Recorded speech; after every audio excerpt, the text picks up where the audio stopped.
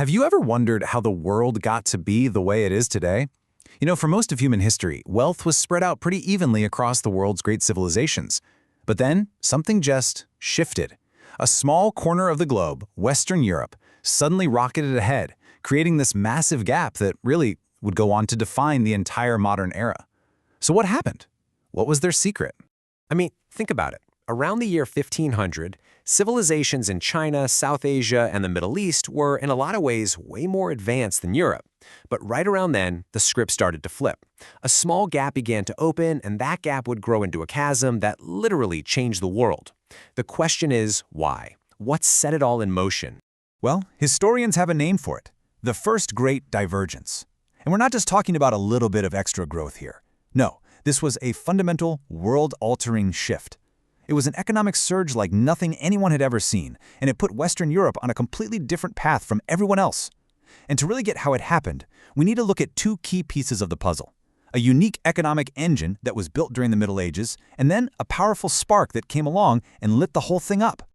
Okay, so first up, let's talk about the engine.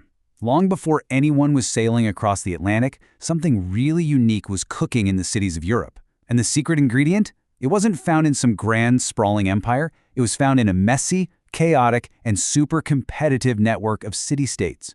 This whole setup is called the inner city-state system. See, unlike the big unified empires you saw elsewhere, Europe was just politically fragmented. It was a patchwork.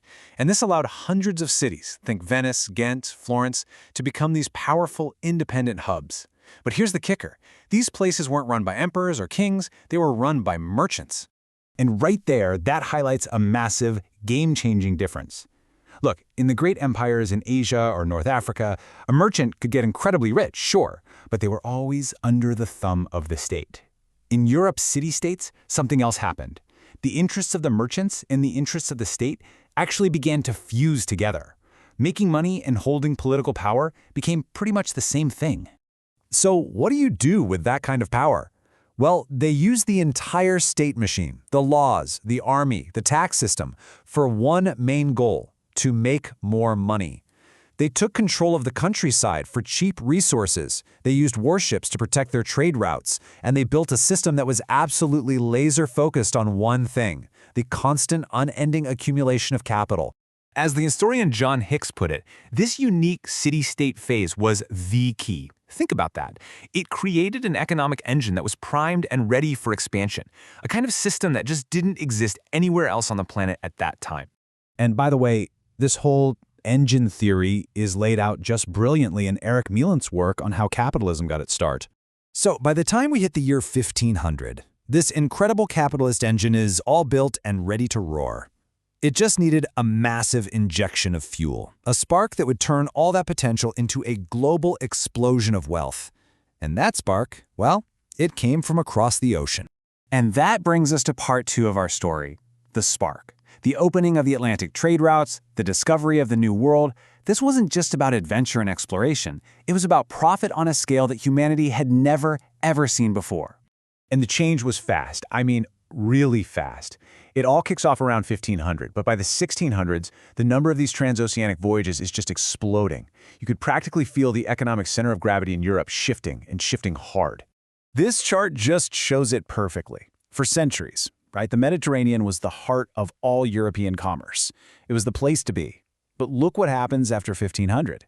Atlantic trade doesn't just grow, it goes vertical. It completely eclipses the old world, and in doing so, it redirects the entire flow of global wealth. And the profits, they were astronomical. We're talking about new money flowing in that was worth up to 7.5% of a country's entire GDP. To put that in perspective, it's like a massive new industry just appearing out of thin air. And most importantly, all this new cash was flowing directly into the pockets of this rising class of merchants.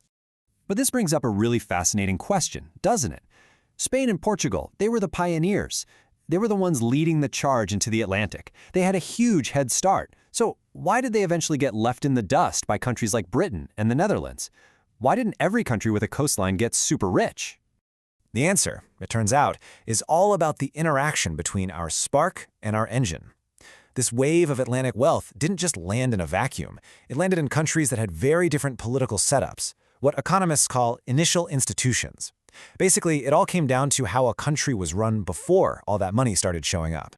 Yeah, what a country's government looked like before all this new money started rolling in ended up being the single most important factor. Was the king all-powerful, an absolute monarch, or were there real checks on his power, like a parliament, that gave other groups in society a genuine say in how things were run? And the difference was just night and day. On one side, you have Britain and the Netherlands. There, the monarch was not absolute. Parliament had real teeth, and, crucially, trade was pretty open to new entrepreneurs. On the other side, you have Spain and Portugal, where you had the exact opposite, an all-powerful king who controlled every bit of overseas trade through a strict royal monopoly.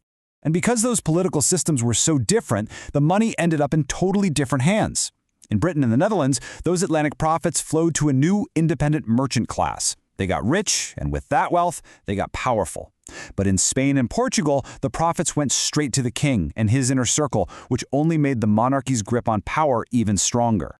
And this, right here, led them down two completely different paths.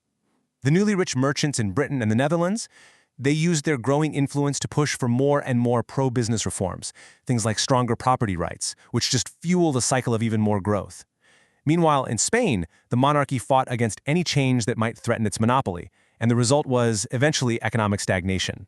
So you see, the Atlantic spark didn't just create the fire all by itself. It only ignited the engine in those places where it had already been built centuries earlier, in nations where a powerful, independent merchant class was ready and waiting to capture that new wealth and use it to remake the state in their own image.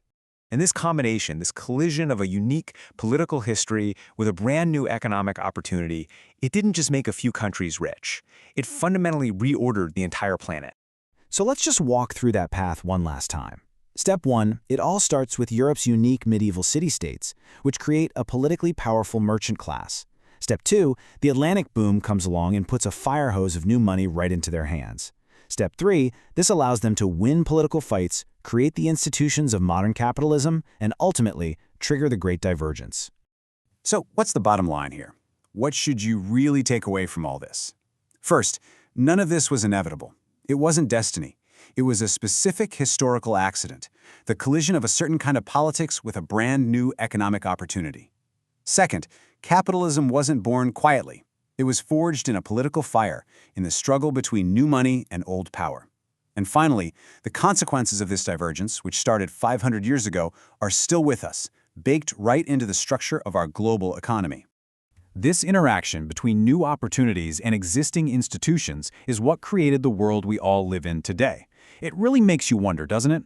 As massive new economic forces like AI and green energy come onto the scene, what institutions will they collide with? And what new paths of divergence are being set right now for the centuries to come?